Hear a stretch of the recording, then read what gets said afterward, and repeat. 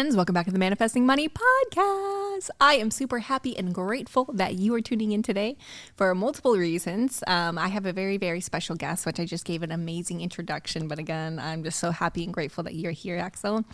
Thanks for having me. Yeah. And again, like even this whole entire live interview was a manifestation for our team and just having you in our energy. So thank you. Yeah, no problem. I'd love to be here and be part of it.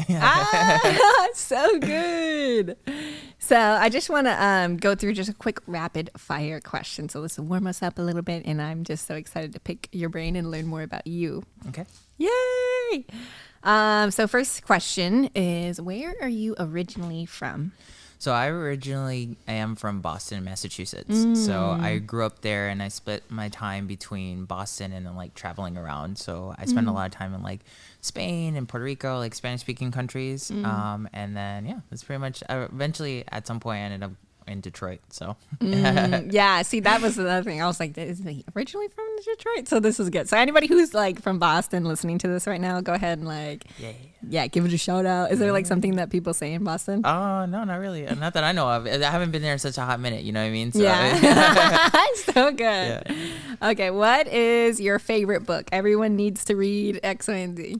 Oh man, there's so many. I think the main one that I tell everyone to start off with is called The Kabbalion, and it's by the 3 initiates, and it's absolutely amazing. It's like the base template to like understanding how reality works in general. And like it has 7 main principles that like, you know, everything is mental. The universe is your thoughts, you know, like that's what the law of attraction is all about, right? Like if you believe in it, it's going to manifest. And it tells you about like how everything has polarity, how everything has gender, and like you can basically learn the fundamentals of manipulating your own energy and your own mind to amplify your manifestations and do things that are beyond the law of attraction. So that's like the book. Yeah. Oh, so good. Yeah. And we're really big in putting everything in the show notes too. So guys, if you're like wanting to read this book, it'll be in the show notes for you all. So, cause I'm like just racking up my list of books that I want to read. So good. Who was your first mentor? Well, a lot of the mentors that I've worked with, honestly, are like underground shamans. So they're like, a lot of them not even alive anymore. You know what I mean? But I found them through like my gurus. The main person that I would say like has changed my life the most is like the person like I basically call my mom. And her name was Cookie, and she's also not here anymore. But she was one of those people that taught me absolutely everything about law of attraction and like. You know, my husband had met her and everything, and she was like a power. She was like a spell incarnate. It was crazy. Like she would be like, yo, I want this thing done by the end of the week. And she'd like snap her fingers and somehow it would come together. Like there was no way it was going to come together, and somehow it would always come together.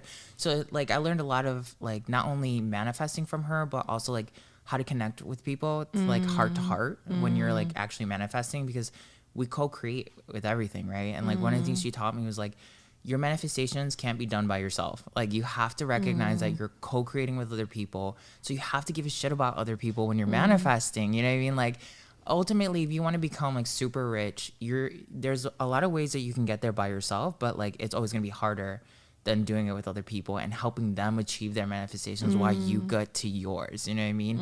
And it's like one of those things that's been really powerful for me. But past that person, I would say like people who are currently right now alive, I would definitely say like I've look up a lot to Chris Duncan, if you know who he is. He like does magnetic mind, and he does a lot of similar work that I do. It's just kind of like from a different viewpoint, I guess. But he's got a lot of intelligent stuff that I'm like constantly listening to, and I'm like, oh shit, like I knew that, but I didn't know it the way that like he described it. You know what I mean? Yeah. So those would be the people that I would definitely say are like the main 2 that I really listen to the most.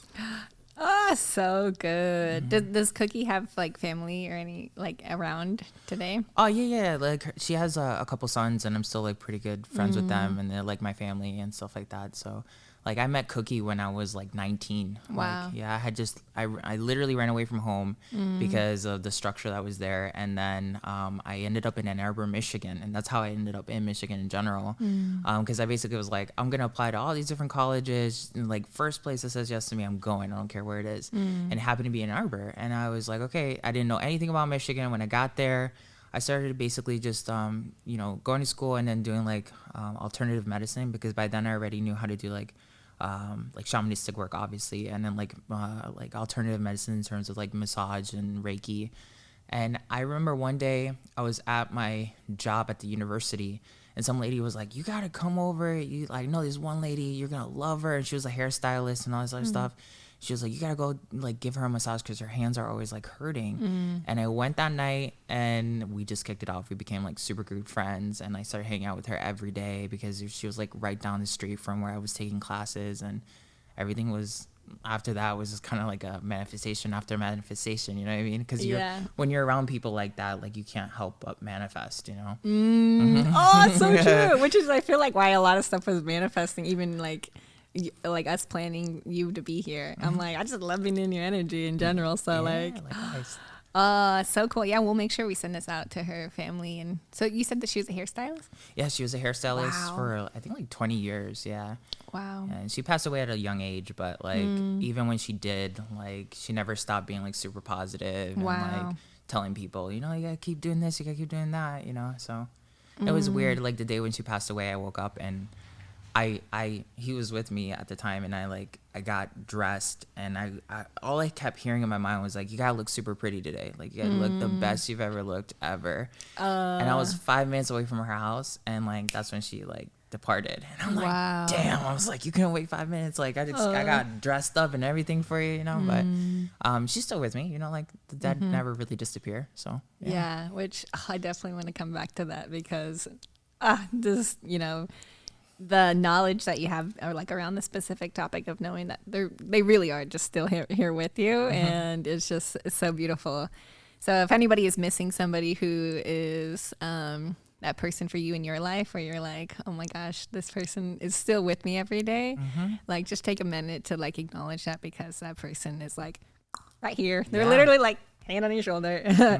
So good. We're definitely going to come back to that, especially about how you moved out of your hometown. And my last rapid fire question is though, when was the first time that you invested in yourself, and how much was it?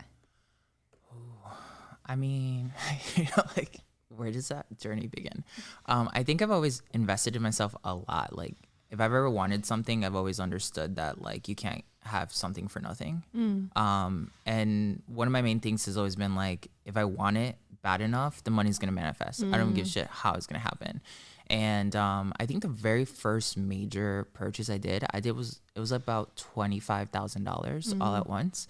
And it was right before Corona hit that like changed the game for me. So I originally had this trip planned like a year in advance that I was going to go to Egypt, and I was going to spend about like 10 grand going to Egypt.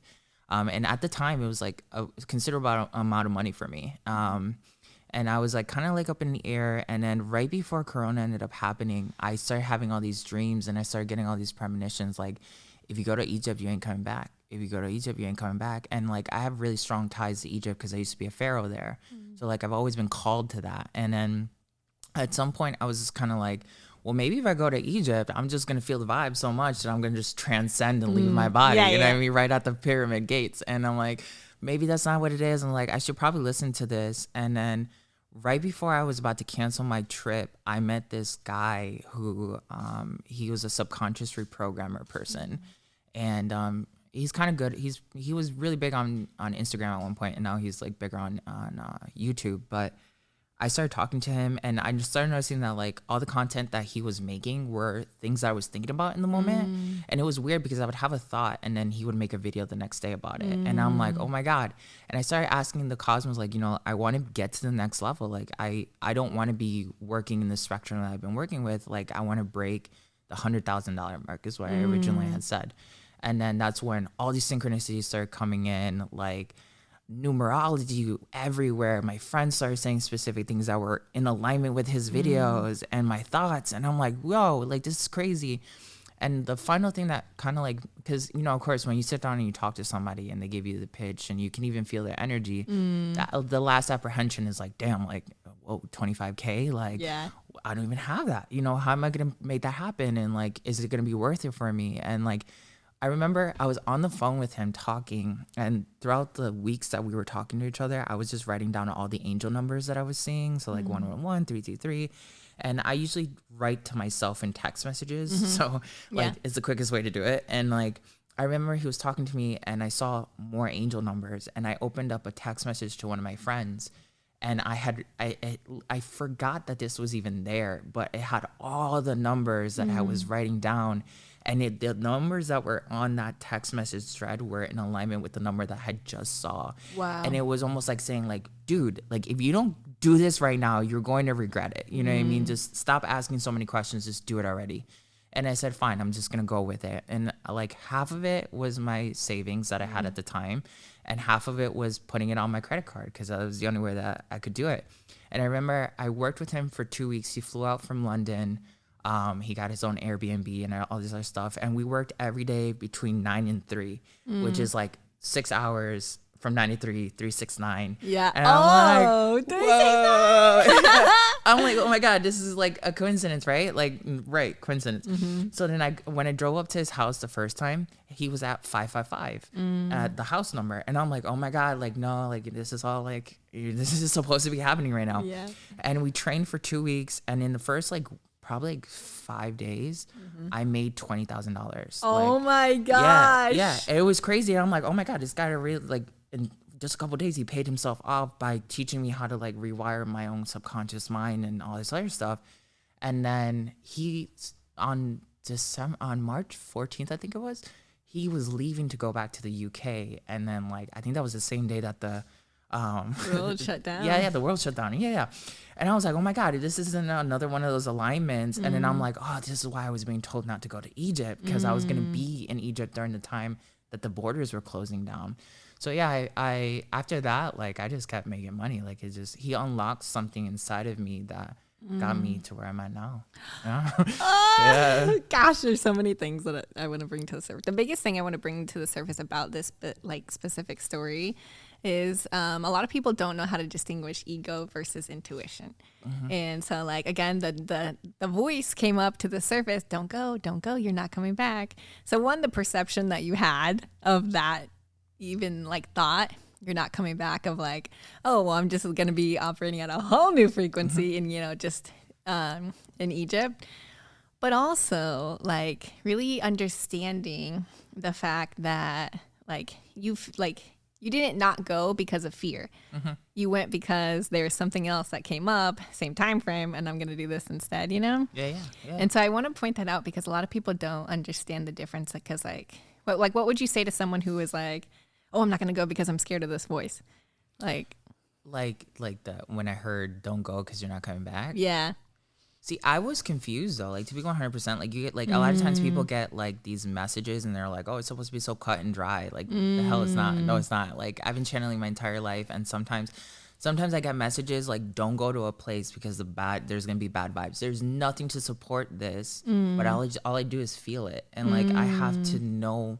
When you know you're gonna win a game, yeah, and you're just like, oh yeah, like everything's lined up, like this is mine. That's the same kind of feeling you gotta look for. Like it's like that, almost like the feeling itself has a texture to it, and it's so close to the material world, which is like you can't ignore it. If you ignore it, you're basically gonna screw yourself over somehow. So like that was one of the things. Like yeah, sometimes you get those messages and you're afraid, and it's okay to be afraid when you get those messages, but you can't let the fear be what guides you to the next step. Wow! Oh, chill. That's so good. Yeah. Thank you for touching it. I definitely want to bring it back to the surface, but after hearing just all of this, again, we had you on the podcast before speaking at one of our live events, which was so good. Everybody could not get enough of you. But my question is, I know that you come from a long line of shamans. And my question is, did you always know this? Like, what was your childhood kind of like in the beginning? And when, like, did someone tell you that you came from a long line of shamans, or what was it? So like my family is kind of divided. I have half of my family that's shaman, and then half of my family that went into some sort of Christianity. So my parents got caught up in a missionary wave when they were about like 16, 17, because that's when they left and they moved to America. So I'm first generation, and what ended up happening with them was like they got caught up into like the whole Jehovah Witness wave, and they basically walked away from shamanism and everything else because they got convinced that it has to do something with the devil. But their whole entire life was built around that. So my grandparents, on the other hand, and everybody that was still like on that shamanistic wave, there was never like a cut between the two families. So like I was born being taught more so Christianity from my parents' side, and then my grandparents, whenever they had me for like a summer or whatever, it was just straight up shamanism. Like, this is what nature can do. You can talk to animals. You can do this. You can do that. Wow. But they never once brought it up to me as shamanism. They weren't like, oh, you're like the shaman that has to do this and this. Like, they were just like, this is life. You know what I mean? Like, you need to understand that everything is breathing, everything's alive, everything reacts to you. And how you treat things is how you're going to end up ultimately being treated, right? And then as kids, you know, we're always taught like, you know, the golden rule, like treat others the way you want to be treated. And we don't really see how like that intertwines itself so intimately with the rest of the cosmos, because it's the law of attraction, right? It's a mirror. Like whatever energy you're putting out is exactly what you're going to get back, no matter what it is that you're putting out. So like a lot of times people are like, oh, you know, like I want to be more abundant. I want to be more psychic. I want to do this. I want to do that. But all you're doing is focusing on the fact that you're not that thing. Like you need to be putting yourself in the position of like, okay, I don't know what it's like to be psychic, but shit, I'm gonna walk into that direction, whichever way I gotta go, you know, and like just leave the door open and let the experiences come through. So growing up, my grandparents they lived in a really old like Spanish house that was haunted. So like I grew up seeing ghosts everywhere. Yeah, like oh my gosh. Okay. It was pretty crazy. So like at some point I had to differentiate between the dead and like, and it was weird. It's weird that you're asking me this, because yesterday I actually had this thought. Like I'm like, when I was growing up, a lot of people didn't understand like what I was going through, because I could see into the fourth dimension, and I could see dead people just like walking down the street and stuff. And I just never understood what that fully meant. Like I could never really know until I was about 13, 14. That's when I really started deeply diving into like mastering it with my grandparents. Wow. Yeah, but the rest of it, I would say like my whole entire life literally has just been like one thing after another. Like when I was 8 years old, it was the first time I had an experience with an angel. My dad had dove into a pool, and he was intoxicated, and then he broke his neck when he hit the water. Wow. So he was paralyzed from the neck down. And I remember he used to always play these games of like pretending to be dead. So in this moment, I was like, oh, he's just doing it again, right? Just to scare the shit out of me. And I'm not going to fall for it. And I was going to turn around and walk away from the bed and, from the pool. And that's when time stopped and everything went black, and an angel was like right next to me. Oh my God. Yeah. And it was just like, dude, like if you walk away, he's dead. Like you got to do something right now or never. And I like, for some reason, every fiber of my being was like, dude, like I just got to do this. And I went in, and when I pulled him out, like I flipped him over on his back because he was floating like face down. And that's when he was like, don't drop me. Like, he's like, I can't feel my body. And that was another ordeal. So like shamanism itself is a journey. Like a lot of times people are like, I want to be a shaman. Like, show me where the end road is, right? Like, where's the finish line? And it's like, that's not how it works. Like, it's a lifestyle. Like, you got to understand that everything is waiting for you to respond. And however you respond is how you're going to have a reaction to your own experience. You're dreaming right now. Oh my God. So you were 8 years old when that happened? Yeah, when that happened with my dad, yeah. And I was like about 6 or 7 before we moved into the house where he had that accident. And that house was owned by this lady who was like uber evil. All the neighbors were like, yo, she was the worst person ever. Wow. And she left all that energy in the house. And our house, when my parents moved in there, it was super haunted. We used to see her like husband walking around the house at random, and if you like made eye contact with him, he would like run after you, so you would have to like close the door and stuff. Oh God. Okay. You would hear in the attic, you would hear a lot of like whispering, like two older people talking. And I remember like the scariest moment of my life in that house was I thought I was not home alone, but I was. And then I heard my name being chanted from the basement. And I opened the door and it was pitch black. And it was like, come here. Like, I want to show you something. And it sounded like my parents. And something was like, no, bro, like, you need to close this door and not get the hell out the house because something's about to get you. And I remember just having that experience. And after I left the house, because it was so strong, I like was looking for my parents and my parents were still at work. And I'm like, oh my God. So yeah. And then a year or two later, that's what happened with my dad. So everyone in the family that knows about like magic and stuff like that, they're like, oh no, he got possessed or like something happened as a byproduct of living in a cursed house, you know? Yeah. Oh gosh, something I just really want to point out, especially for anybody who's listening right now, that's like you said, when you were a little kid, you seen dead people. And like, I just always think of the perception, because I remember I was talking to someone the other day and they just kind of like, just like said it. And I was like, wait, is this like, are you making this like it's not a big deal? I'm like, to me, it was just so crazy, because imagine being a little kid seeing something like that and somebody's like, no, that's not real, you know? And I just imagine being like in the space where you're trying to tell someone, but they can't see what it is that you're seeing. And then it's also, now you're getting like shunned, like, oh, you know, that person's crazy, X, Y, and Z. But it's like, you didn't ask for that to happen, you know? Yeah. So I just want to point that out. So anybody who's listening to this right now or watching this right now, and that's you, or maybe whether it's you, maybe your children are saying this, you know? Yeah. And, you know, we just think that they're crazy. And one, we know that like all of our beliefs when you're little kids, like even like so much now. I was talking about this the other day. There was a girl who was at my complex and she was crying and she was saying, sorry. First off, she was like really far away from me and I didn't even know she was there. And then I just turned to her because I heard her saying that she was crying or saying sorry. And then it just made me realize that like, one, how much we're programmed to not cry because our parents are like, stop crying, you know, oh, you're being a baby. Oh, you're being emotional. And even the word emotional, by the way, Mariel, we're going to like get that out of our groups. Nobody can say the word emotional anymore because it's just pretty much telling yourself that I can't express my emotions, you know? Yeah. And so like, I just wanted to point that out because I just think that's so fascinating, like a part of your story. Yeah. Well, coming back to the inner child, right? Like, or like childhood in general, like it's when you're in that space of innocence that you're able to like channel. So like you, like a lot of times people are like, oh, I want to be able to channel the cosmos and superpowers and all this, but you have a bias. Like you're like, oh, I'm supposed to get a specific response from the cosmos or a spirit. But when you step into the innocence of the inner child, then you're like, I'm just willing to experience whatever comes my way.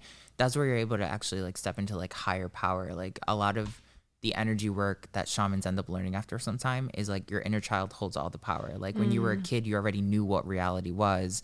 People taught you what they believed reality to be. So if no one would have taught you about reality, would you still be so skeptical about like energy moving and being able to talk to dead people? Like you wouldn't have that narrative. Oh, it's so good. I also want to point out your grandparents and just like, again, how they really, really like how you said that they didn't say that they were shamans, but again, how they describe the world to you. Oh, that just gave me chills when you said that, because one, like even everybody who's listening right now, we have a lot of mothers. Like for some reason we attract a lot of single mothers and they're like, well, I don't have enough money to support my kids. And I'm like, so like, yes, that like the material money thing is one thing, but it's like, like the way that you're teaching them, the way that you're setting the example, the way that you see life right now is what's really making that difference. Yeah. So I want to get back to your story again. And just kind of knowing from there, like I know that you said the age 13 and 14 is when you really became conscious of this and started to study it with your grandparents, right? Well, you can say like I studied it since the age of 6. Okay. Like that's when it really started. But like around like 13 or 14, that's when I started training with like masters that were proficient in specific arts. Yeah. So yeah. So what was that process like? I'm just like, yeah. So I mean, every master has their own like vibe, you know. And I think that was like the hardest part for me to learn as a kid, because I was with my grandparents. With my grandfather was like very like bullshit zero. Like he would not play people's games when it comes to their illusions. Like if they had a limiting belief inside of them and he knew it wasn't true, he'd be like, are you willing to get over this or not? And they'd be like, well, you know, how do I, like, okay, like you're not willing to do it, you don't have the energy inside of you, we don't have time to talk anymore, you know what I mean? Like he'd be one of those people. But my grandmother was more so on the vibe of like, we gotta save humanity, we gotta help them become like us, you know, because they don't see the bigger picture.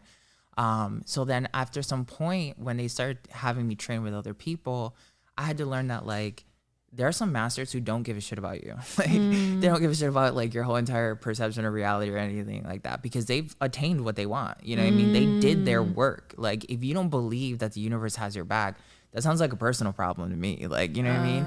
And that's kind of like the vibe that they had. And I remember like my first master, he was Japanese, and he learned a lot of like Shinto shamanism, which is like a lot of the core of what I do as well.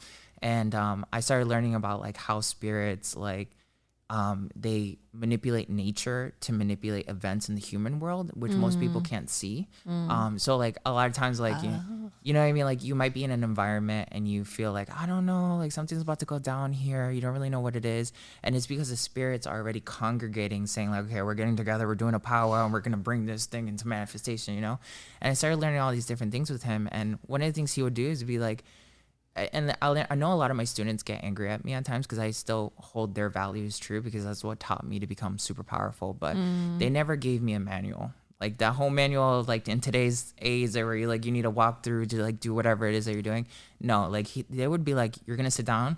I'm gonna teach you. I'm gonna tell you what's really good, and then you're gonna go do it. If you really want to do this, you're gonna remember what I just taught you. And if not, then you didn't want it that bad. And it was just kind of like you couldn't go back to them and be like, oh, I remember you said this yesterday, like, but I could. Oh, then you must not have wanted it that badly. You know what I mean, so it was like a good training exercise to like be in the moment, be focused on the things that you actually want. Because a lot of times when we're manifesting things, we're like scatterbrained. We're like, oh yeah, I want $1 million, and I also want the perfect husband, and I also want this. But you're scattering your energy. Like, how about you get the first manifestation first by putting everything you got into it? When you get it, okay, let's move on to the next thing. Like, you don't have to be stuck there, but it's more so a level of focus. My second master that taught me a lot of energy work, like he was a Peruvian shaman. And a lot of the work that he did too was like nature based. And a lot of it was more so talking to your body and understanding that your body is carrying a profound wisdom. Like, you don't need me for anything was his main vibe. Like, he was like, I'm here to help you understand. But at the end of the day, like, if I died tomorrow, you need to be able to talk to your own body and pull out your own information when you need to, bro. And I'd be like, okay, fine. No matter what he threw at me, I would really learn. And like, you know, in today's society, like I've noticed that a lot of people think like, oh, just because you're a spiritual guru or just because like you teach spirituality and law of attraction, you're supposed to be a nice person. You're supposed to be just super chill with everybody's bullshit. And it's just like, no, like you, at the end of the day, like, you know, anyone who's really well advanced in what they're doing, they're not going to put themselves at a disadvantage for your convenience. You know what I mean? And that's one of the things that I think in shamanism teaches you so much is like every person's living their own reality. Like you have the full autonomy, the full power to embrace any aspect of yourself that you want to. If you want to be more psychic, you want to be more rich, you want to be more happy, it's all in your mind. Just put it out there. Start actually embodying it. And one of the things being here, I like, you know, not too long ago, I was sitting down with my husband at home and we like had a really intimate moment of just like crying because not too long ago, I was not where I'm at right now. You know, it happened so fast. And I'm like, I had to remember like, man, not only, I didn't get here by myself. I got here with the support of my community, what all my ancestors had taught me, my gurus had taught me. So in a way, like I'm embodying their legacy with every step that I take forward. And like, that's a blessing in its own. And like, when you start doing things, I think understanding that like you're not doing it just for yourself, you're doing it for all of reality. Like every step you take should be benefiting your environment. That's where we start walking into things like epigenetics and quantum science, where like your environment interacts with other people and with everything, and like you become more cosmic, you become more magical, because it's not just about your own individual experience. Hopefully that answered your question. Oh yeah. I'm like, there's so many things. So good. You know, one of the first things that you mentioned was about your grandmother and your grandfather, how they're kind of opposite, how they taught you. And so, okay, I just love this because I guess my perception of it was like masculine and feminine energy. It's like, one, okay, you know what you need to do, you just got to do it. And then two, it's like really understanding why you're not doing it. Yeah. And so like I loved how you said the way that your grandparents taught you. Because I also find that with like people that I want to help too, right? You can't just give them all the information. Yeah. But at this but also there's been situations where I don't really resonate when someone's like, just do it. You know, so like that balance of that both like is so beautiful. And then also how you're talking about how, again, they're really teaching you that you're the one that has all of the answers, and just understanding like your own process. So like, I guess the biggest thing about this that it really resonated with me is that when I first became conscious of manifestation, law of attraction, and just the world in general of like, oh, I create my reality, I had like a step-by-step process. And then until it didn't work anymore. And I'm like, oh, now, like, I just remember getting this download, like, you need to start over, start from scratch. And I'm like, what does this mean? So morning routine shifted, my meditations are different and just like so beautiful. And I also just want to point that out for anybody who's going through that shift, like maybe one, you are still looking for the external things, realizing, oh, I'm the one that's actually the source. But then two, also like if you have been doing this for a while, it's just like it's okay to shift stuff up, and move it around. Yeah.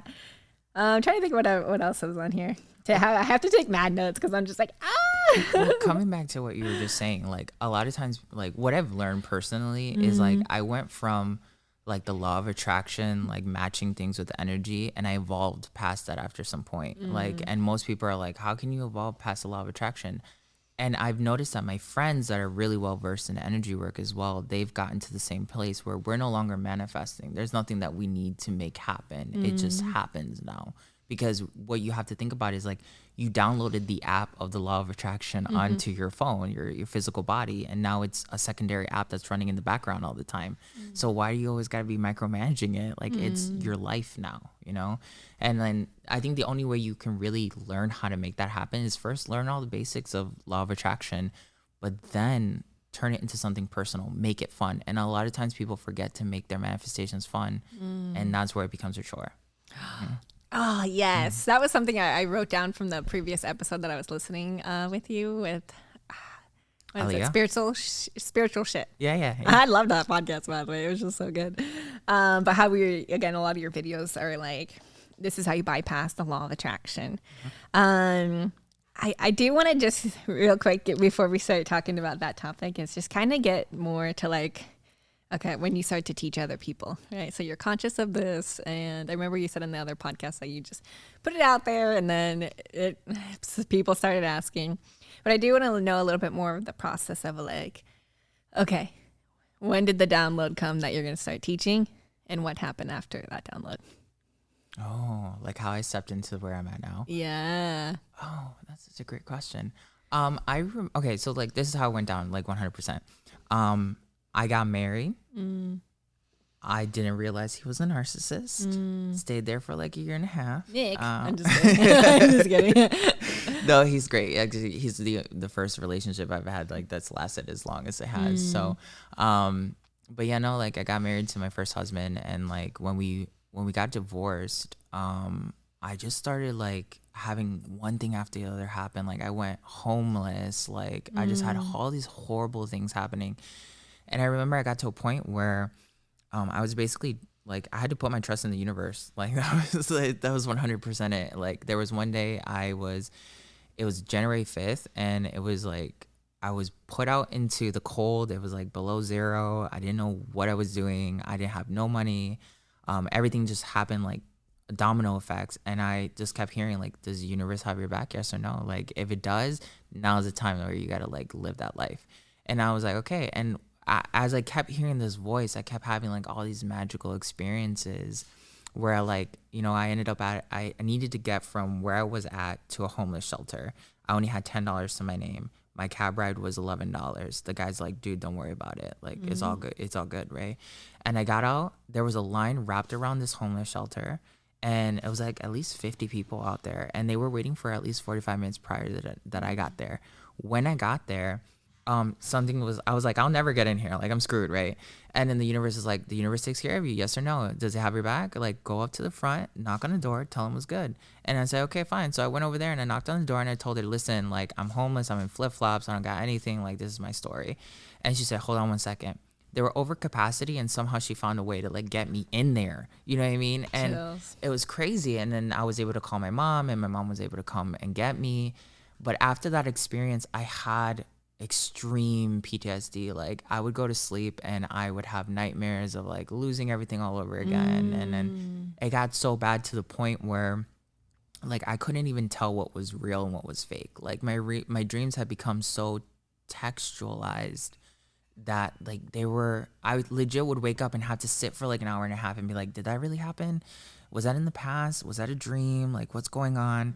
And after being in that state for like about a year where like I was sleeping 6 days out of the week, I couldn't feed myself, I couldn't, go to the bathroom, I couldn't do all these things, I was terrified of going outside of my house. Like I had a moment where I said to the universe, dude, like this is not who I am. Like prior to all those negative events happening to me, I was super social, I was super bubbly, everybody knew me, like I was the guy, I was an entrepreneur, like I had run several businesses. So like being in that position, I was like, dude, if this is my life now, like I don't want to live this anymore because it's not what I know. And I 100% forfeited my life. I said, I'm done with this, like take me out of here. And you know how that cliche moment where people are like, oh yeah, I saw the lights, Yeah. I saw the light. I really did see the lights. And as I'm about to go through the light, the major light that everyone talks about, I had this final thought. I'm like, you know what? If the answer does exist and it's just not in this dimension, I'm willing to go wherever I got to go get it. And then that's when I got pulled like a hard right over, and then it took me to this whole new dimension where like for the next 6 months, I was traveling astral space. I was getting to know beings in other dimensions, on other planets, other galaxies, and they became my friends. And the ones that became really, really good friends with me, which later I found out were like ancient deities, like one of them being Vishnu. He's the one that became my first best friend in the astral realm, and he's the Hindu god of like truth and like creation and stuff like that. I didn't know anything about him prior to like having my experience. And every one of my best friends that I made in the astral realm gave me like a keychain. And that keychain had like a little charm at the very end of it. And I didn't know what they were. After I had like 6 or 7 of them, they were like, okay, like we were literally sitting, it almost looked like a hookah, an astral hookah lounge in deep space.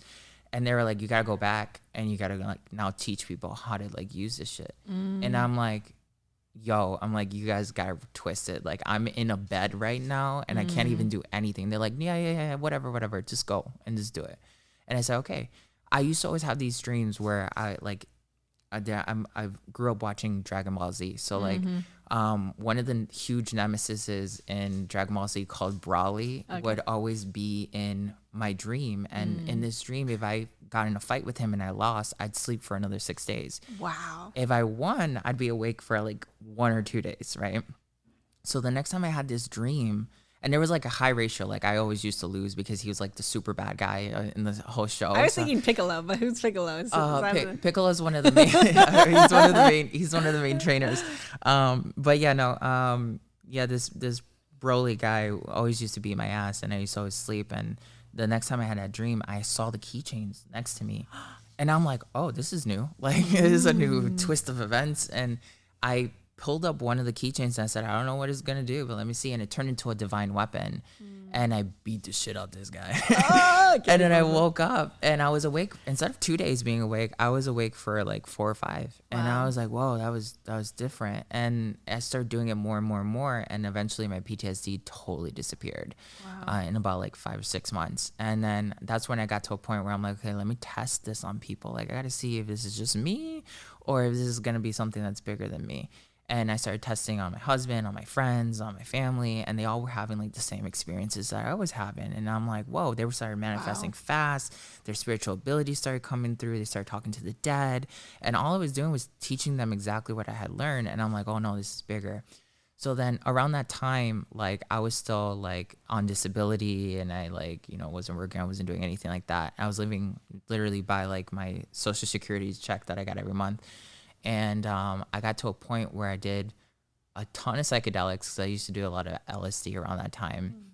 And when I did like a pretty big ceremony, because like I was taught that sacred substances are living things. Like no matter what, you should never take a psychedelic and just let it ride you. You ride it, right?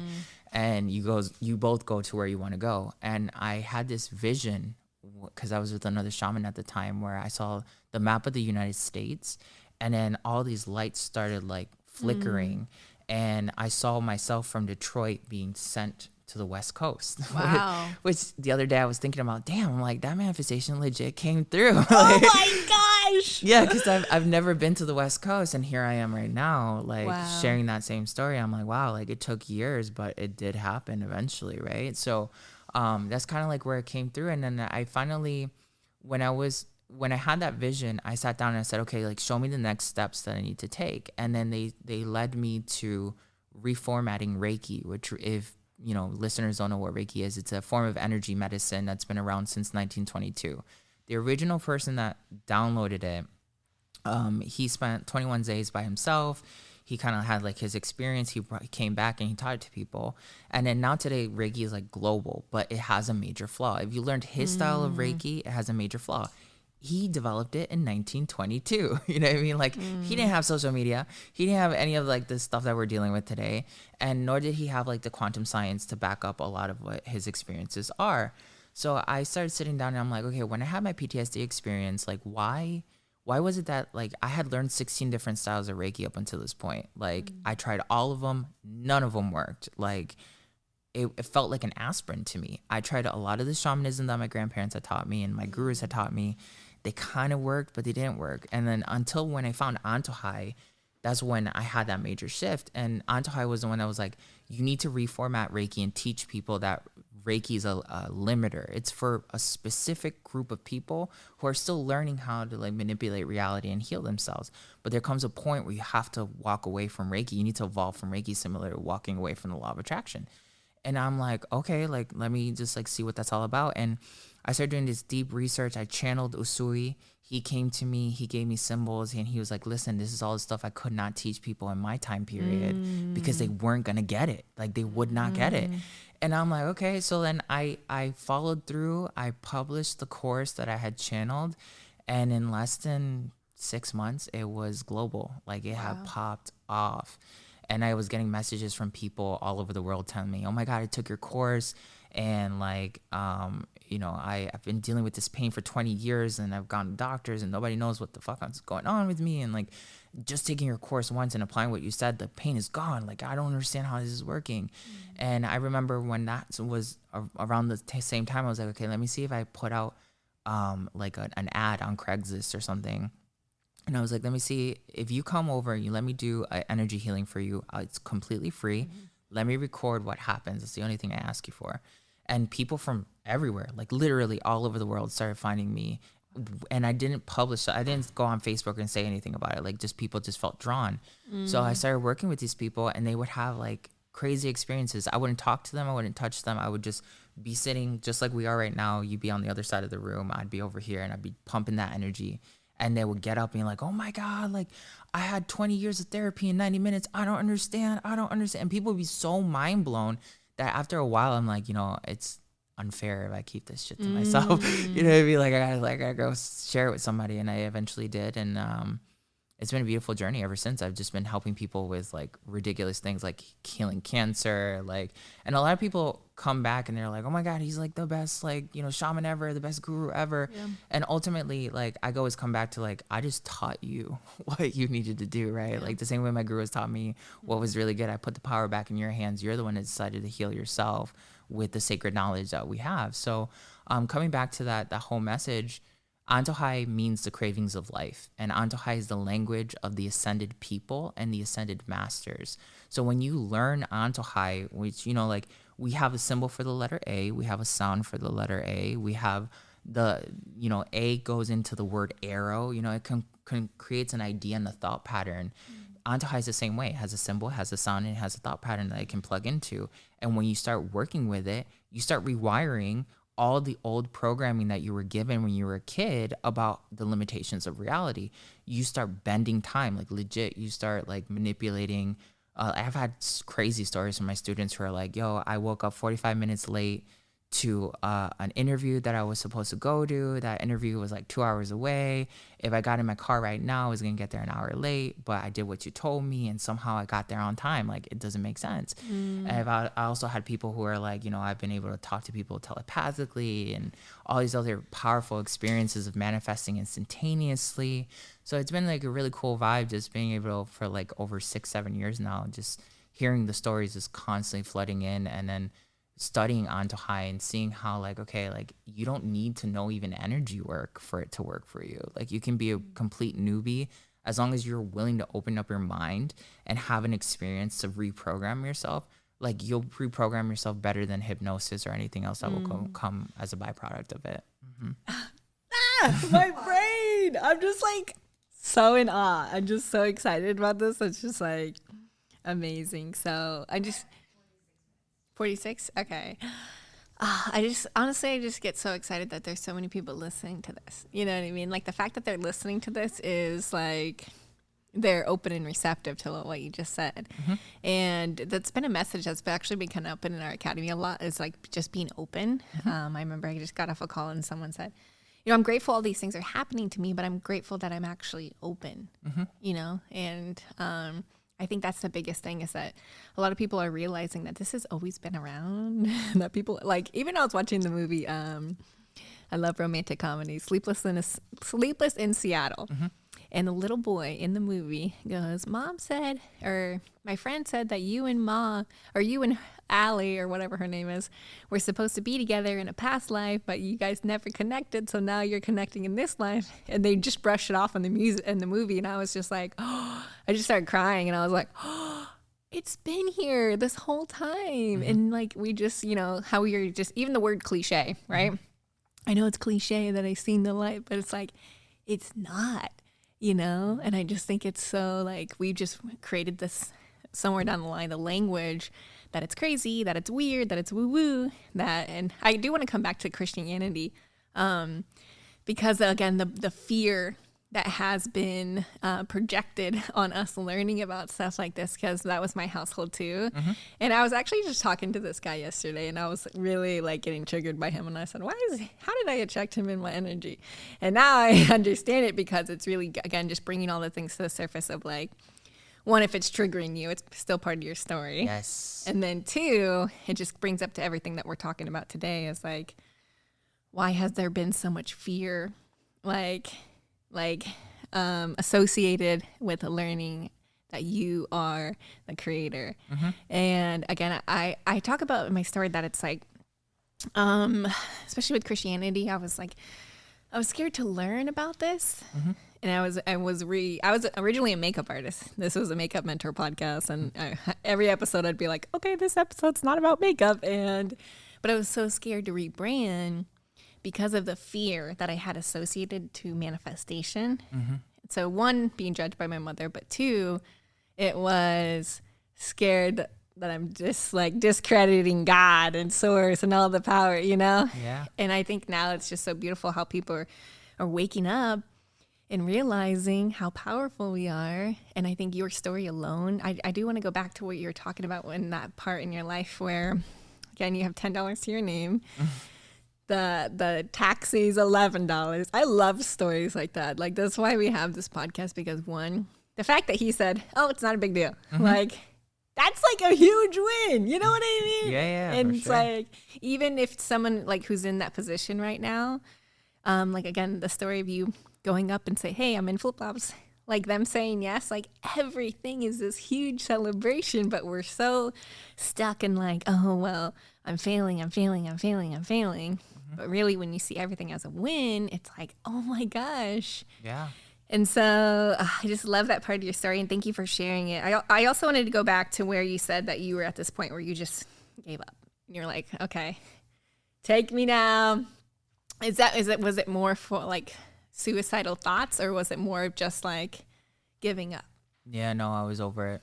I was like, you know what? I can't keep doing this shit. Like, I'm over it. Like, I didn't think about killing me. That was the thing. Like, it wasn't like that. I was sleeping. I was in my own mind, and I said, okay, it's time to leave the body. Just the same way like the gurus and the yogis do it. Yogis can step out their bodies whenever they want. And I had so much training with like astral projection, which I was like, I know when I'm gone, I'm gonna go somewhere else. I'm not gonna like stop existing. I just don't want to have this experience anymore. And then that's when I had the epiphany and the awakening. And it's just like one of these things that you need to, like, one of the things that I tell people, and I always say, like, when you need to understand, I'm usually speaking to whoever's listening, right? Yeah. One of the things that like I've taught so many people is like, when you think something bad, just automatically be like, hell no, that's not gonna happen to me. Like, this is not gonna work out. And a great example is like, I've been teaching my hubs, like, he has this natural propensity to be like, oh my God, we're gonna go to this restaurant, we're gonna go to like this one hotel room or whatever, and we're gonna have to wait, right? And I'm just like, no, like, we won't have to wait. Like, we're just gonna go there, we're gonna walk right in. And like, you know, he did it again when we got here, and he was like, oh well, we're 3 hours, 4 hours early for a hotel room, like, we're just gonna have to wait. And I said, no, we're gonna go over there. And as soon as we got there, she's like, oh, your room's ready, you know? So it's like, you gotta have those ideas where like the universe is conspiring for you. It's working with you. It's your teammate. It's your lover. And one of the things that I've most recently have like really downloaded personally is like, if the universe is like my lover or my best friend or my homie, my sidekick, whatever, like, I gotta trust that it knows what I want. And like, I also have to understand, just like working with any other person, no one can read your mind. Like, even though it's the cosmos, it may know what you want, but whatever energy you're putting out is what it's going to pick up on, right? So like, I constantly am talking out loud to the universe. I'm like, yo, thank you for, you know, bringing me to the West Coast. Like, thank you for this one manifestation. Wait, thank you for this. And like, I want more of this one experience that I'm having right now. And I just trust it. I keep giving into it. And I understand that, like, I'm ultimately working with myself, right? Like, it's my own opposition to what I believe is possible that's going to create the next result for me. So good. I love this. I'm trying to see where I have just so many questions that I have to sort them in my brain. Yeah, you're good. But I know that you said that because this is what we were talking about last night when I got really triggered with that guy. And he was, because I talked about past life. And he was like, pfft. And just even that, I was like, oh, dang it, I'm getting tested. But I just didn't really know how to explain it, you know? And so something that's been coming up in my energy a lot. And even when you said it right now, it's like, you've seen people like cure cancer, like them having that power is, so 2 little stories. The girl, again, who was crying the other day, she was saying, sorry. She had just found out that she was taking the wrong dosage, and she has cancer, and they got diagnosed with, or she had the wrong dosage for a year. Oh, wow. Yeah. So she was like, and all I could think about in this moment, because it was actually something that I was teaching my clients, is that one, not to say sorry when we're expressing our emotions, but 2, it just really woke me up that I was like, wow, like, so, like, I know it's easy to say when you're not facing death, like, right in, you know, face to face. Right. But it's like people are so scared of transcending.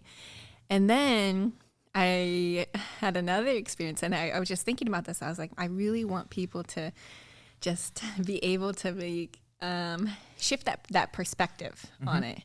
And then I was at getting coffee the other day, and I'm over here hooting and hollering, getting my coffee. And I was actually having a quote unquote bad morning because my alarm didn't go off, you know, all the little things are triggering you. And I'm like getting mad about all the coffee's not taking long or fast enough. And this Charles guy comes right behind me, and I just hear someone say, hey, Charles. I just knew his name was Charles. Anyway, Charles is over here hooting and hollering. He literally comes up to me and says, nothing can make me not happy. Okay. I've never talked to this man in my whole entire life. He's over here hooting and hollering. He's like, no, seriously, like, nothing can make me not happy. And I was like, you know what, Charles? Like, this is what I teach people every single day. And like, the one day I'm super triggered, he came and reminded me that. And I talked to him a little bit more. And he said that somebody came up to him and said, Charles, you're always so happy. You're always so happy. And he was saying that just 30 minutes before he was crying because he had to make a decision about getting a surgery or doing chemo. And I was like, oh my gosh. So I was like, one, you would never guess that someone who's so happy like that is the one that's going through that. But it's like his perception. And so again, it was just so full circle because I was just thinking like he was someone who was at peace with transcending. You know what I mean? He's like, I've had the most wonderful, beautiful life. You know what I mean? So what would you say to someone who's like just so, who maybe doesn't understand or just is so scared of like their current position?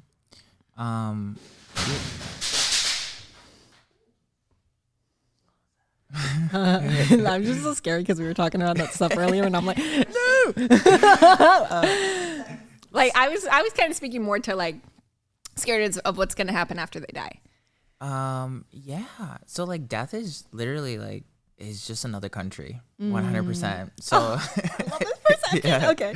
That's what I've really learned across my entire life of just working with dead people and stuff like that. It's like there's a process to it. There's multiple different processes actually. So some people die and they feel like, okay, I'm done. Like I don't need to exist anymore. And if you reach nirvana or like, you know, release of all suffering, and you're like, okay, I don't need to be here anymore, and not even as a crow or nothing. Like you'll just go back to cosmic stardust. But that's your choice. Like if you are hung up on specific things that are happening right now, like, you know, you die and you're like, yo, you know, like I didn't have enough sex. You know what I mean? Like you're going to come back because you want to have that experience. Or, you know what I mean? Like you need to fulfill that inside of yourself. And that's why so many people, so many gurus tell you like, this is the life, like get your shit done now. Because if you leave happy, you're going to have a different experience. And the same thing too, like, cause I studied a lot. I worked a lot with death shamanism, and like I used to counsel the dead for a long time because they would cross over and be like, I can't believe I'm dead, you know, like, and that was part of like my apprenticeship. And one of the things that I really learned doing that work is like the way you die is the most important thing. If you die with a positive mindset that like, no matter what, I'm going to be taken care of, I'm going to get to the next level, like it's going to be even better next time when I come around. Like that really does impact karma. That really does impact like what's going to happen to you next. And like when some people die, like in the Tibetan Book of the Dead, it tells you that like some people get reincarnated within 45 days. The average soul gets reincarnated in 45 days. Not everybody does. Some people decide like, I just want to live as an alien or whatever. It really just depends on who you are. And it's always going to be like a new venue. It's always going to be a new vibe. Like you're never going to be alone. It's just depending on what you want to do. So good. Yeah. Something I picked up from the other podcast interview that you did is one, when you teach it, you learn it twice. But two, oh gosh, I just had it in my brain and then it disappeared. Gosh.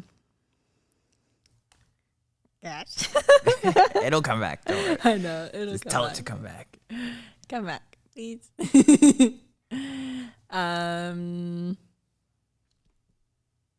Yeah, maybe we could start there. When you teach it, you learn it twice. Like, so when you started teaching other people, like what were some of the things that were coming to the surface? Have you ever heard of Dolores Cannon? Nope, but I'm like taking down all these names, so I'm gonna like find them. And so Dolores Cannon, like she does this technique called quantum hypnosis technique, and basically like a lot of the work that I did was similar to hers, where like she interviews people and then she put them in a hypnotic state and then asked them like, okay, what's the meaning of life? What's the meaning of the cosmos? Yada, yada, yada. And then people would all come back with the same kind of responses. Like it was really weird. And she realized, oh man, like the collective consciousness knows a lot about like history and all these other things. So that's kind of like, one of the things I really learned was that like everybody knows inherently the fabric of reality. We really authentically know how it works. I've had patients who have been in a really shitty place in their life, and you give them a pen and paper, and you just tell them doodle whatever it is that you want. Like just get the thought out of you. And they'll start doing it, and they start drawing Antojai symbols. They've never, they've never taken Antojai. They don't know what it is, but they start drawing it, and like the way they draw it is telling you a lot about their subconscious. Inherently, everyone knows Antojai, but like we have never been taught to bring that out in our own consciousness. So that's one of the first things I've really learned. I've also learned that like, I think the biggest thing that I've learned is that you don't have to heal anything. Like we are caught in this like 3D perception of like savior and savior and victim, right? And we always think that the only way that we can get out of where we're at now is by correcting it, fixing it, because there's a problem with it. And when you like, if you read Scientific Healing Affirmations, which is the book that I've been like just jamming out to lately, it's by Yogananda Paramahansa Yogananda. And he's an ancient, he's an older, yogi. And he basically talks about like your body is conscious. Like you need to recognize that like each one of your cells is a miniature version of you. And they also have minds and feelings. And when you feel a certain kind of vibe, they're going to resonate that vibe too. There are literally billions of you waiting for you to be coherent with yourself so that you can manifest as a whole. That means you're never manifesting by yourself when you're in tune with your body. And one of the things that he says in this book is like, one of the ways that he's helped his clients like really heal is by reminding them that they're whole, that there's nothing that they need to achieve because they have everything that they have already right now. And all they have to do is embody that. So if you want health, I'm healthier right now. And like, it's not just telling you, yeah, I'm healthy. It's like, I'm healthy. What does that feel like? Like, what would I envision? Like right now, if that's my truth, that would feel different than me trying to convince myself that I am healthy. Right. And the same thing goes across the board with everything. Is like, we have this instinct to basically say like, okay, I can't get to the next step unless I alter the current perception. But what if this current perception is what you're supposed to be experiencing because that's what's supposed to be happening? That would mean there's nothing flawed with it. It's your perception that's saying it's flawed, you know? And then that's usually a big ass pill for people to like really swallow, because they're like, then you're saying that everything is ultimately my own creation. What the law of attraction would tell you, yeah, it is ultimately your creation. Not only that, you picked what lifestyle you were going to have before you stepped into your body to teach you who you are outside of the human experience, because we all are somebody outside of this realm. So like you come here to remind yourself not only who you are out there, but what you're capable of doing that you can't do anywhere else but here. And that's one of the things that I've learned, is like this moment right now is perfect. Like even if it doesn't seem perfect. And yeah, it's going to have fear because you're looking at it and you're like, well, how do I make it even more perfect? Right. And it's like not having the resistance of it. Like one of the things I've been personally doing, and like, again, shamanism is a lifestyle. Like I'm constantly doing it. I have my fears, I have my limitations, I have my, all these other things that everybody else deals with. And lately I've chosen to just look at my fears, look at them and be like, you know what if I do end up homeless again? I've been there. I've done that. I'll get out of it. Like, and what? You know what I mean? And like, I don't want to be there. I obviously don't want to manifest that. But if it happened, like, would it be the end of the world? No, it wouldn't be. Like, I know how to get out of it now. And that's like the lesson that you have to carry. Like, I am the solution. I am the power. And this moment right now is perfect. Even no matter where I'm at, I'm always going to be able to manifest more perfection in myself because I accept myself. I'm whole already. And the more I've embodied that, the more manifestations come like so fast. It's crazy.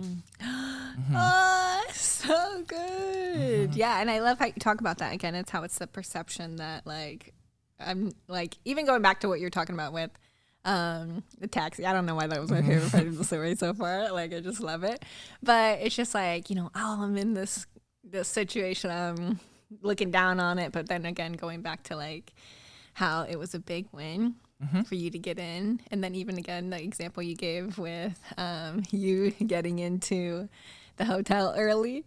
Like it really, like nothing changes, it's still those little things where you're like, okay, I'm gonna shift my perception of this. And I think that's just so beautiful. And I remembered what I was gonna talk about because yeah, I know, right? I was like, yes, thank you. But because we were talking about coming back in lifetimes, and I remember on this episode that I was listening to that really, really resonated with me was you coming back here and trying to I want to save everybody. I want everybody to know this. And so this is something I've personally really been like, I was like really like suffocating it for like since I started teaching this.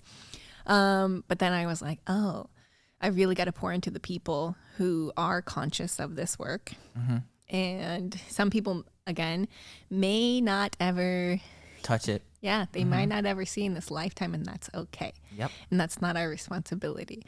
I just kind of wanted to go back to your story of when you had that download, when you had this lifetime, you're like, oh, okay, I get it now. It's like, because you said that you'd been coming back years and years and years. That was my karma. That was legit my karma. Yeah. And like sometimes today people like, some shamans that are still in training, they'll hear me say that and they'll be like, oh, so you stopped giving a shit about humanity. No. Like, it's not that. I'll help anybody who comes through and is willing to help themselves. Like, that's not the problem. It's just like, when you take this responsibility that you are the savior of the planet, like, and it's funny you bring this up because this girl, actually, I was complaining about this morning. Some girl on TikTok came through and watched one of my videos, and you know how them trolls be. I know. So she comes through and she's like, all you're doing is all your videos are about manifesting money and manifesting fame, and like we see where your consciousness is at. I'm like, I use these as examples. I'm like, I'm like, ultimately, you don't need to manifest these things if they're not in your vibe. Like, and I was like, so check yourself. And she's like, I did check myself and I know where you're at. I'm like, no, if you checked yourself, you know that you should be focusing on your fucking shit. And I'm not focusing on what I'm manifesting. You know what I mean? Because that's where it's at. So I had this like kind of like quick moment in the morning, just kind of like reflecting on this. And I'm sorry, I guess I kind of like forgot your question. You coming back to this lifetime to really teach people. So anyway, she was like, if you really cared about being a guru for all these people, you'd be manifesting love and peace and all this other stuff. And I'm like, listen, all you can do is teach other people how to embody those things, and then they have to come together and co-create a reality that we're all consciously existing in and create a better world. Like everybody, that's the problem with the world. Everybody's waiting for somebody else to show up and save the world. And nobody's going to do that because we're all creating this reality together. So until you come to that conclusion, you are never going to be the savior, and that's going to be your karma, because you're never going to feel satisfied with the impact that you've created for other people. The now moment is recognizing, hey, that winning story of I cured my cancer with what you gave me. That's a winning story. That's a winning narrative. And you need to take that and know like you did your work. You did contribute to the world. How are you contributing to the world? That's the main gist of your soul purpose, your dharma. If you're not doing that, if you're not feeling like you're an impact, that's where you need to start. That's where you start really vibrating at a higher speed. You know what I'm saying? Yes. So like, and that can be as simple as like making a TikTok, you know what I mean? Or doing what we're doing right now. Like you have to step into that vibration. And I think what really hurt me one day, and it was a deep rooted pain that got me to this realization, where it was just like, I knew this girl and she was in the worst place possible. And I said to her, listen, here's my course for free. Okay. Which I usually charge people hot money for. Here's my course for free. Go do exactly what it says. And I promise you, in just a month or two, you're going to be in a different place. A couple months pass. And I came and I'm like, are you in a different place now? I know you gotta be, because I've seen it happen for all these people. And she was like, no, she's like, things have gotten worse. And I said, did you do anything I told you to do? Did you take the course? Did you apply it? And she's like, no, I haven't gotten around to it. And that's when I was like, okay, like some people, doesn't even matter if you give them like the magic wand, like they're not going to use it because they don't know what they're looking for, or they don't want it bad enough, or they don't believe in themselves bad enough to actually pursue the tools that are given to them, right? Like what good is a computer to you if you don't believe the internet has any valuable information to it? You know what I mean? Like it's a kind of like this narrative where I realized, wow, like I had so much pain because I saw her in a worse place, and I started embodying her pain as an empath. You know what I mean? Like I feel other people's vibrations, and that's why I'm always like isolated by myself, because I can't usually hang out with a lot of people who are dealing with like emotional struggle, because I absorb it for them, and I got to this point where I'm like, this pain is not mine, like this. And I think about it now and I almost like want to cry, because I'm like, this pain isn't mine. Like this pain is like their confusion. And like a lot of people don't understand like the magic that's right in front of them. And I wish I could just pull it out of my head and give it to you.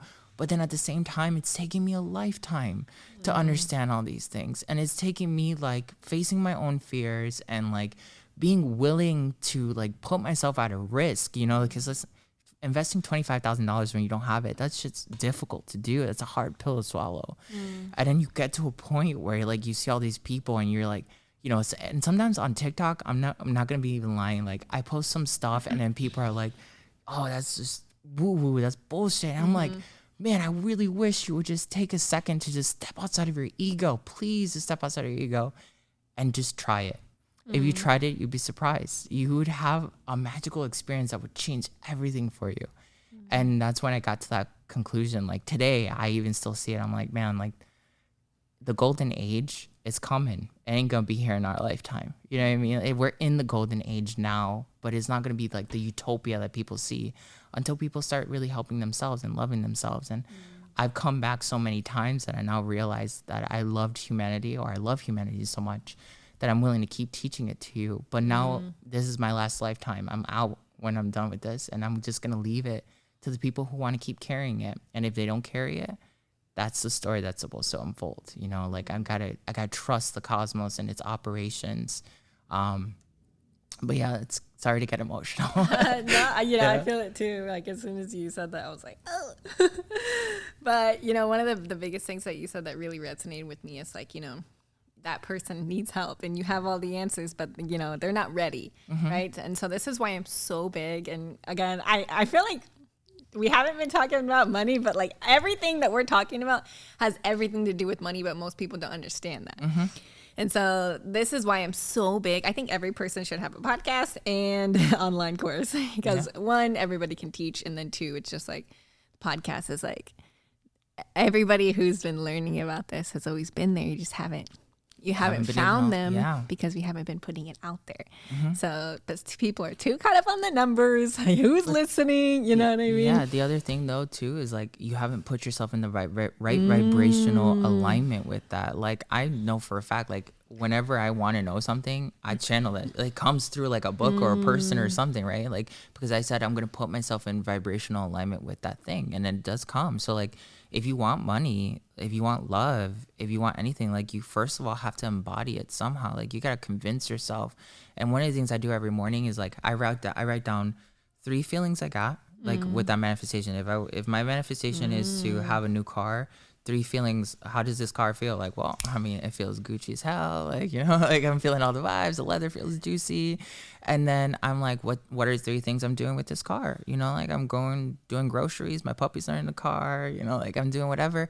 And I sit there and I hold that paper and I embody those emotions. And then I have like a little, like a manifestation pit. Like it's a crystal bowl that I have, like a quartz bowl. Like I don't use it for singing, but I use it to throw all my manifestations in it, like a well, almost like a wishing well. And I can see all my dreams just like manifesting in this bowl. And it's a constant like subconscious reminder that like I'm focused, you know, I'm going to make it happen. Like I put it out there so many times. There's no other choice but to embody this. And like a lot of times people get hit with like a little bit of resistance, and it doesn't matter what manifestation it is.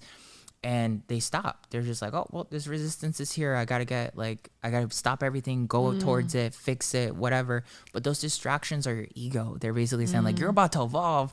We got to distract you real quick so you can go back to being who you used to be, you know? Yeah, that was something you said, is that every time you put a manifestation out there, it comes with resistance. Yeah. But most people aren't conscious of that. And they're like, oh, this is a sign I shouldn't be doing this. And I'm like, this is the opposite. This is a sign that there's so much money coming your way, especially your car's breaking down, you know, unexpected tickets, and like find the penny on the ground, like little stuff like that. It's just like so huge.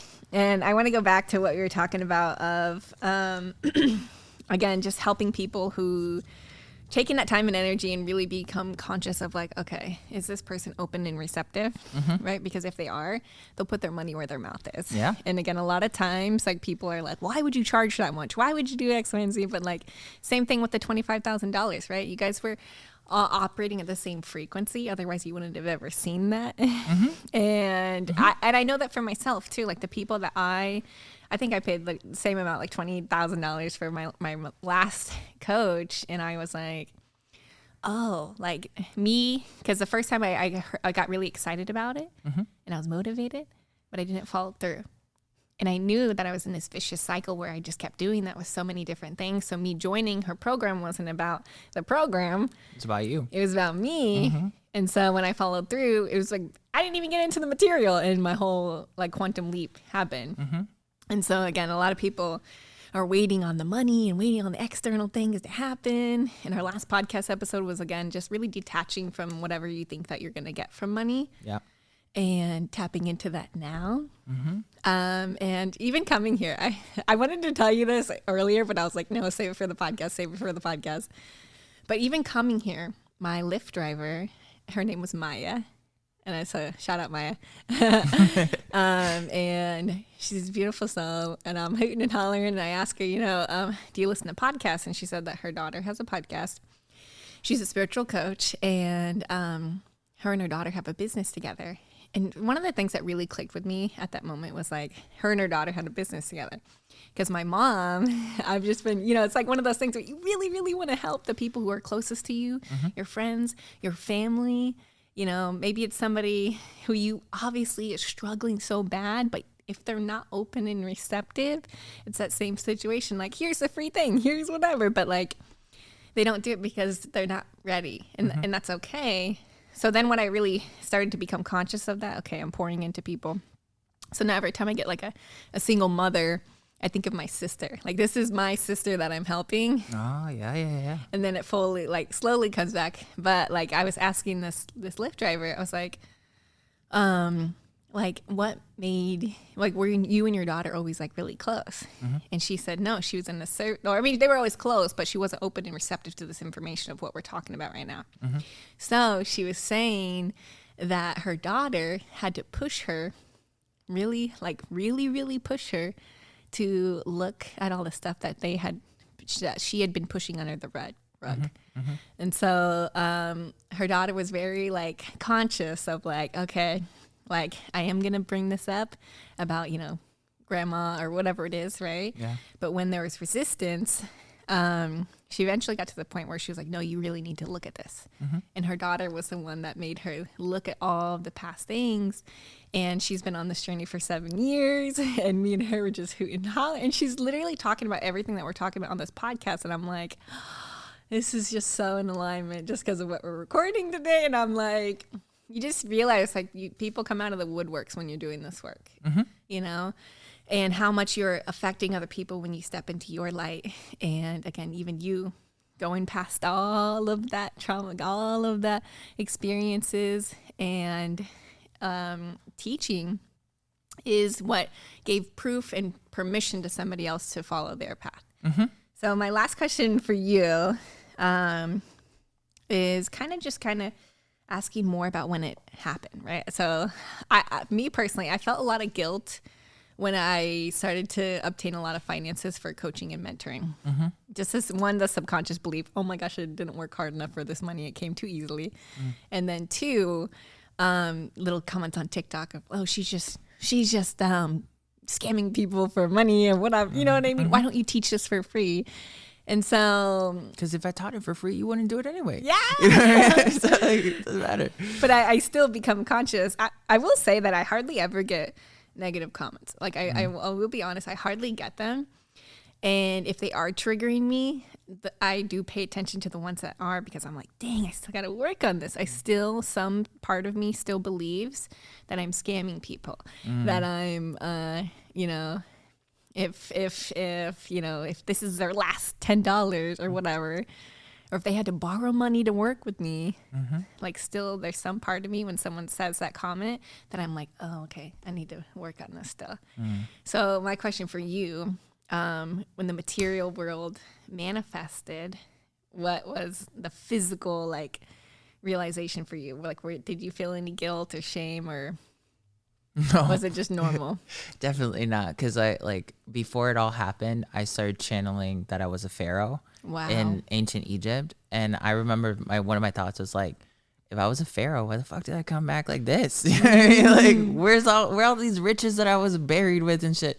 So, Where they at? Yeah. So, like, I had that epiphany, and then I think that's where it really, like, changed for me, because I was channeling the pharaoh and I couldn't believe it. And I went to friends and I was like, yo, this is what's coming through. And they'd be like, oh, it's probably because you've done too much psychedelics. And there came a moment where I was like, I'm just going to embody it. They're like, I might as well just see what happens when I start just, like, vibing with it.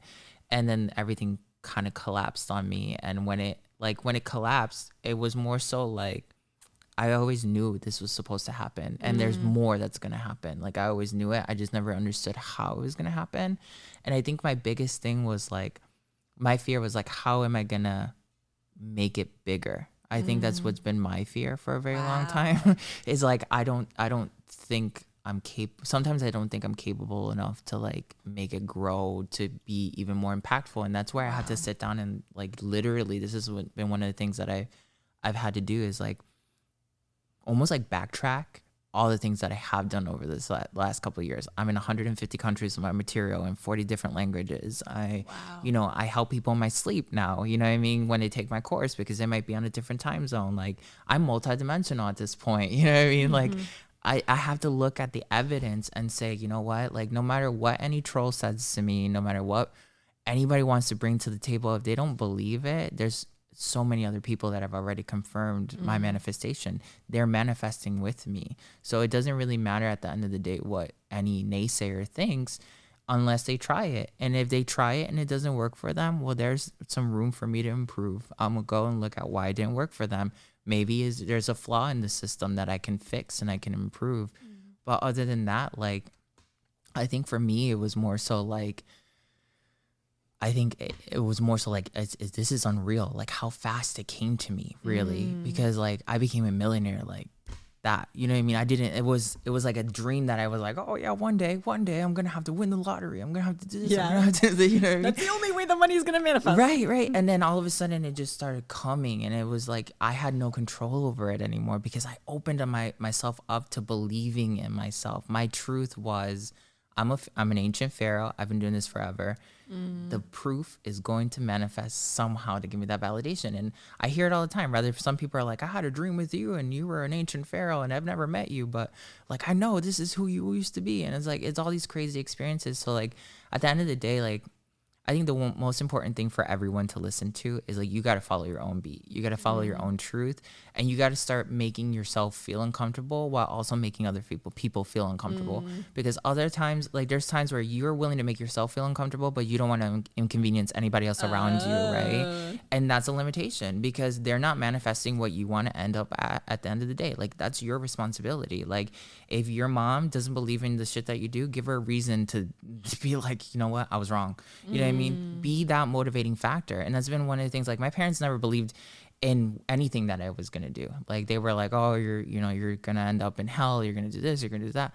And I've proven, like they've even gone as far to say like, I don't do anything good for the world. But now I've come to the point where I've realized like all these people getting all this help from what you consider to be Satan, it doesn't add up. Like, why would people be getting so much help from Satan if that's like the end result of what I'm doing, right? If I'm in alignment with the devil. So it's like one of these things where you really have to embody your truth and know that no one else can validate your truth until it's manifested.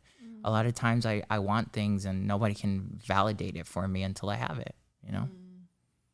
Do you have a fear of success, or did you?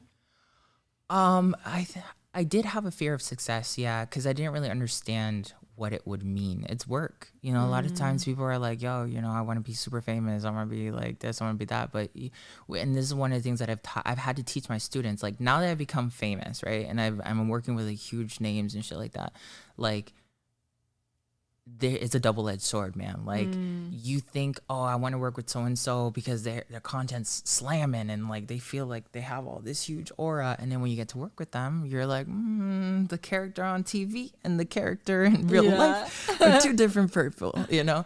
And then I've come to be like, okay, well, that's a trade-off, right? Every manifestation has a positive and negative. That was not what I originally envisioned, but that's part of the game, and I'm gonna accept it. I'm still gonna be grateful for being here working with that individual because that's what I wanted to do. And we'll see how it goes one step at a time. You know, we got to allow ourselves to like evolve ultimately. And at this point, it's not afraid of being successful, it's fucking it up. Yeah. It's like I got it all now. Like, you know, like make sure you don't slip up or you don't say the wrong thing, or, you know, like especially with cancel culture, you know what I mean? Like a lot of times you want to teach people something that you know is going to test that boundary for them, and you're like, a lot of times you don't even want to go there because it's like, oh, it's going to cause too much, I don't want to deal with that. So a lot of it's been more that, and I'm still working on it every day, you know, like I have to trust myself that I won't make the wrong move. I gotta trust myself that I'm going to be in alignment with the right people. And even if I work with somebody temporarily that isn't my vibe, that's okay. Like, you know, that's part of the stepping stone to get to the next level, and everything should be a moment for me to just understand I'm manifesting myself no matter what. Oh, I love it. Thank you for answering that question. What about you? I want to know that last one. Like, what's yours? Yeah. Honestly, like what you said about like losing it all. Like, so in our module, we were talking the other day of like, one, what do you have associated with success and what do you have associated with failure? Like a lot of people aren't starting the big idea because they're so scared of failing, but like what is failing, right? And my biggest thing is just I had so much beliefs associated to money, right? If I can't pay my team, I'm a failure. If I can't pay my bills, I'm a failure. If I can't pay rent, I'm a failure. And so when I became conscious of that, and I was like, you know what? Even if that did happen, I'd be okay. You know, I would be safe. And I think this is the biggest thing that I just love to teach people is that it's not about that the fear is going to go away. You know what I mean? I still get really scared, but I'm like, it's just how fast my brain automatically flips and said, oh, even if that did happen, I'd be okay. Mm-hmm. And so like you said, when you said if you lost it all, you would still be okay. You'd still be safe because you know how to do it all over again. Because that was my biggest thing with success. It was like, one, I guess my other thing was like putting my foot in my mouth. I've always been that person that says like, oh, Anita, why did you just say that? So like when it came to like having a lot of eyes on me, I was so scared of saying the wrong thing. And so I just remember when I said something and someone corrected me and I was like, wait, that wasn't as bad as I thought it was going to be. And same thing with money too, like especially charging. When I started charging, like went from thousands of dollars to like double digits, thousands. And I was like, and again, the biggest fear was like, what if somebody wants their money back? And then it manifested or somebody wanted their money back. And I was like, that wasn't as bad as I thought it was going to be. You know what I mean? I'm still safe. And I learned a lot from that. But my biggest pride with that whole situation was that it didn't mean anything about me. You know, like if somebody wants their money back, if, you know, whether it's a couple $100s or if it's a couple $1,000s, like that is their own perception and it has nothing to do with me. And so that was like one of the biggest things. And I think even now, what I realized, I went to breathwork the other day, had this huge, like, so beautiful and like breakthrough that I have this belief associated with success. Like, I mean, I became conscious of it a couple weeks ago, but I'm like, that I'm going to lose connection with people. And so that was my fear. Well, because like, you know, people are messaging me on Instagram and they're telling me they're amazing testimonies, but I just don't have all the time and energy all at once to read them. And it makes me feel like I don't care. Yeah. And that's my own perception. You know what I mean? Because I do. But you read, like, one of the things I've noticed is like I'll read them and I'm like, oh, I want to respond, and then like a million different things happen and I'm like, I'm gonna send you good energy. Thank you. I know. And I get so mad at myself if I don't, because I'm a big like exclamation mark, ding, ding, ding. Everyone who texts me knows like, okay, I'm one of those. And I just really want people to know, like, I am seeing that message, and like, I know the feeling, whether it's them manifesting $100 or $100,000, like, or if it's just them having a breakthrough of like, oh, this person in my life is no longer serving me, and then I got a random check in the mail. You know, just those little things that I'm like, But the biggest thing is when people realize that like the money testimonies are, again, what happened in the material world. But like when people come to me and they say, I just had this realization that like this story that I've been telling myself, or this is what I'm scared of when it comes to success, that's when I was like, oh, I just start to break down, because I'm like, yes, you know, because they got through that fear. Somebody else, like maybe, you know, people think that we just get on camera and all this stuff. Like there's no, I'm not paranoid about anything, but it's not true, you know? And there's so much that like us going out there and doing what we want to do that helps inspire other people. So yeah, that comes back. There's one little thing I want to add here, I guess, and it's one channeling that I have. The first one is like, when you manifest yourself, even the naysayers eventually have to be like, what are they doing that I'm not doing? You know what I mean? Because I went to college with a bunch of like 3D linear people. And when I say 3D, like they're very like logical. They can't see outside of a specific framework. And like a lot of them, when I was in college with them, they were like, yeah, he's a shaman. Yeah, woo woo, you know? And now I've manifested myself and they're like, yo, like, I want to be part of your classes. I want to do this. I want to do that. The people who used to talk shit about me, you know what I mean? And like, now they're like, oh no, like there's something to this. And we weren't able to see it all those years ago. So the first thing is like, no matter what, if you manifest yourself, you are fulfilling your dharma, because then you're reminding other people that they can do the same thing. And I think that's a lot of times where people, they feel like they're not doing enough because they're not fulfilling their life purpose. But really it's like, start fulfilling yourself, start fulfilling the most basic things that you want. And then the second thing that I was channeling for a minute here is like, there's no manifestation that you can have that's not good enough. So like a lot of times we're like, oh yeah, I want more sex, or I want more money, or I want more like cappuccinos or whatever. That's so basic. And it's like, no, it's like, if that's what you want, because that's going to make you feel more empowered, it's going to give you more energy, more vigor for like why you're living, do that and like live that life. Who gives a shit what everybody else is going to say about it? Ultimately, when they see that you're super happy, they're going to be like, you know what, maybe I should be doing the same thing, you know? So it's like, I think that was the last thing I really wanted to add in there. Yeah. It's just like, manifest whatever you want. Start small, even if it's super basic and seems shallow, at least show yourself that you can do it. And then you can manifest something bigger, you know? Yes. Gosh, my next podcast episode is going to be, because I did shrooms the other day. Yeah. For the first time. Nice. Yeah, I would have to make a whole episode on it, but I just had this whole full circle realization that when I was a little girl, I would take a little piece of paper, or any paper, and I would just create a room, like kind of like, let's say we're in this room right now, make lines. I put my bed right there, and I'd put this right there, and then put that right there. And I've been doing that since I was a little kid. And then when I had this full circle realization, this new apartment that I just manifested, I was like, oh, that's why I'm so happy right now. Because I have my space, and I can literally go put a picture on the wall or paint this, or, you know, and it's just like, that was just a whole full circle moment of, we've really created all of this, you know? Oh, I could go on for it. We're going to have to do a part 2, I already know. But I'd like to just give us some time to talk about your academy, what's included, how can people work with you, and where can they send all these testimonies and just realizations that they're having right now. Yeah, so like you can always send a testimonial to Antojai at antojai.us, or message me on any of my feeds.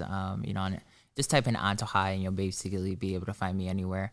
But yeah, our academy is super powerful. It's for all people of all levels. Particularly, we are super interested in working with people who are ready to change the world. Like they're going to go out there and they're going to like really start teaching people the same stuff that I'm teaching them, you know, because when we all believe that we can bend time, and we can see that happen, and when we start noticing that we're all talking to each other's souls, and manifestation is so much easier, the world only has one direction it can go into, which is being more magical for everybody involved, right? And like, well, I'm really, right now, what I'm really looking for are ascension coaches, people who are going to step into the mastery of ascension, become ascended masters, and then go out there and give it to people. Rather, they start teaching the same material, or they're doing it in their one-on-one coaching. You know, I work with people who are doctors, people who are brand new to the game. You know, it doesn't really matter who you are. If this is your calling, if you feel like you have that greatness in you to like really perform, then do that. Like, this is where you're supposed to be. We want you. And then even if you're not, if you're in one of those spaces where you need to heal yourself and you need to really understand how truly limitless you are, we're going to help you do that. We're going to teach you the ways of the shamans. We're going to teach you the ways of like a bunch of different esoteric secrets that would take you years and years and years, if not lifetimes, to learn. And we're going to condense it so you can start making your life happen now. A lot of other programs usually tell you like, oh yeah, you're going to learn this one technique, and it's going to take you one thing that's going to fix everything. Yeah, you know what I mean? And like what we teach at Antojai is like, Antojai is a lifestyle. Antojai means the cravings of life, right? And in Egyptian alchemy, the Egyptians used to practice Antojai as well. It was called Heka. And what they understood was like, Heka's in everything. When you take a deep breath, that's Heka. When you eat food, that's Heka. When you're like cuddling with somebody, that's Heka. That's all Antojai, the cravings of life. So if you're ready to take that step, if you're trying to heal yourself from PTSD, you're trying to heal yourself from cancer, from fibromyalgia, from autoimmune disorders, HIV, stuff like that, and you're ready to like understand how not only you manifested this condition, but all these other conditions that might be happening in your life, this is the one-stop shop for it. And like, I know a lot of times people are like, this is the one thing, but really authentically, I teach you infinity. That's what I'm really teaching you. And I teach you how to become infinite and limitless so you can make whatever you want happen. And our end goal at Antojai is always to make sure that we leave you with the tools so that if one day Antojai stops existing as like a company, a school, like the embodiment of me at this current moment, you can still continue forward and be the change that we need so drastically in this world. So it's kind of like one of those things where like come through. When you're at Antojai Ascension Academy, with one system, you're going to learn how to tap into your psychic abilities, energy heal people, manifest, and become super aware of your subconscious programs. You'll change everything. Oh, so good. I just get so excited. So please take a second right now. Don't wait until you're done driving. I'm just kidding. Don't do it while you're driving. But take a screenshot right now and tag us on Instagram. What's your Instagram handle? Oh, Antojai. Antojai. A as in apple, N as in Nancy, T as in tomato, OJAI. Yay. Okay, so yeah, not messages. Put it on Instagram or Facebook. We have a Facebook group too if you're in the group. And just tell us what was the one thing that really, really resonated with you. And I promise we're looking at the messages and we love to hear it. So I want to thank you again for flying all the way here. This is so cool. And I'm just so grateful to be in your energy. Well, we manifested each other. We did. Also, you guys can find me on antojai.us. That's where you can join the academy and talk to one of my enrollment coaches. We want to make sure that you're a good fit. And if you do a little testimonial on TikTok too, like we'll stitch them and duet them as well so people can hear your stories. Yes, we love the stories. Well, so we'll be sending it out on our email list too. So just so grateful again to have you. And thank you everybody for watching. Yeah, thanks.